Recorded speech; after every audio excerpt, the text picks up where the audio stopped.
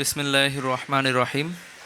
বাংলাদেশ ইসলামী ছাত্র শিবির কর্তৃক আয়োজিত আজকের রান এগেইনস্ট ড্রাগ যারা যুক্ত হয়েছেন তাদের সবাইকে স্বাগত জানাই। আমরা দৌড়ানো শুরু করছি, দৌড়ানো চালু থাকবে ইনশাআল্লাহ। আমরা যদি মাঝে মাঝে দৌড়াই কোনো সমস্যা আছে? আমরা বর্তমানে বাংলাদেশে যতগুলো সমস্যা আছে তার মধ্যে মাদক একটি অন্যতম সমস্যা, এবং অধিকাংশ ক্ষেত্রে দেখা যায় যে সরকারি ছত্রছায়ায় মাদকের কারবার গড়ে ওঠে। যারা মাদকের সিন্ডিকেটের সাথে জড়িত তারা আমরা অতীতে সরকারেও দেখেছি এক বদি কি পরিমাণে বাংলাদেশে ইয়াবাসহ অন্যান্য বিষয়গুলো সাপ্লাই দিয়েছে। আমরা সরকারকে এটার সাথে জড়িত দেখি, আমরা বিভিন্ন রাজনৈতিক সংগঠনগুলোকে মাদকের কারবারির সাথে আমরা জড়িত দেখতে পাই। আমরা এটাও দেখতে পাই যে আমাদের সীমান্তগুলো মাদকের অভয়ারণ্যে পরিণত হয়েছে। যে কোনো সীমান্তবর্তী জেলায় গেলে দেখা যায় যে সীমান্ত দিয়ে বাংলাদেশে প্রচুর মাদক প্রবেশ করে। এক একটা সীমান্তে এক এক রকম। টেকনাফ সীমান্ত দিয়ে ইয়াবা বাংলাদেশে আসে, আবার উত্তরবঙ্গের সীমান্তগুলো দিয়ে ফেন্সিডিল বাংলাদেশে প্রবেশ করে। এভাবে করে আমাদের তরুণদেরকে ধ্বংস করে দেওয়ার জন্য সব ধরনের আয়োজন চলছে। আমরা সবাই জানি আফিমের যুদ্ধ সংগঠিত হয়েছিল। অন্যতম একটা কারণ ছিল যে এই মাদক দিয়ে চীনের যুবকদেরকে নষ্ট করে দেয়া হয়েছিল। চীন আর মাথা তুলে দাঁড়াতে পারছিল না। তো এই জায়গা থেকে আমি বিশ্বাস করি যে ইসলামী ছাত্র শিবিরের যারা জনশক্তি আছে তারা মাদকের ব্যাপারে সচেতন।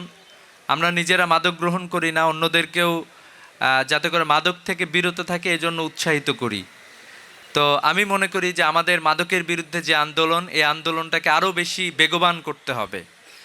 বিশেষ করে মাদক শুধুমাত্র একটি ব্যক্তিকে ধ্বংস করে না, একটি পরিবারকেও ধ্বংস করে। এবং ঢাকা শহর সহ বাংলাদেশের যত জায়গায় ক্রাইম হয় কোনো না কোনোভাবে মাদকাসক্ত লোকজন এই ক্রাইমের সাথে জড়িত থাকে। তো মাদকের সাথে বলা যায় যে আমাদের আইন শৃঙ্খলাও জড়িত। বর্তমান সময়ে আমরা দেখতে পাচ্ছি যে আইন শৃঙ্খলার মারাত্মক অবনতি সংঘটিত হয়েছে এবং একের পর এক হত্যা খুন সংঘটিত হচ্ছে। তো এইগুলোর সাথে মাদকের একটা সম্পর্ক রয়েছে।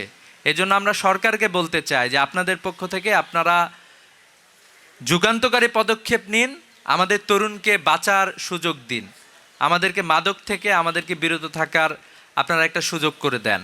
আর সেই সাথে ইসলামী ছাত্র শিবিরের যে কার্যক্রম, মাদকের বিরুদ্ধে তো আমরা না বলতেছি, সেই সাথে ঢাকা শহরে আরেকটা সমস্যা তৈরি হয়েছে বাংলাদেশের 60% তরুণের তারা হচ্ছে ফিজিক্যাল অ্যাক্টিভিটিসের সাথে তারা জড়িত না, কোনো ধরনের তারা ব্যায়াম করে না। এটা বিভিন্ন জরিপে উঠে এসেছে। তার মানে আমাদের সুস্থ সবল তরুণ গঠন হচ্ছে না, তরুণ প্রজন্ম গঠন হচ্ছে না। তো এই জন্য আমি বিশ্বাস করি যে ইসলামী ছাত্র শিবিরের এই যে অগ্রযাত্রা, ফিজিক্যাল ফিটনেস, এই সকল বিষয়গুলো অব্যাহত থাকবে ইনশাআল্লাহ। আপনারা যারা এই প্রোগ্রামে যুক্ত হয়েছেন তাদেরকে স্বাগত জানাই। আসসালামু আলাইকুম ওয়া রাহমাতুল্লাহ।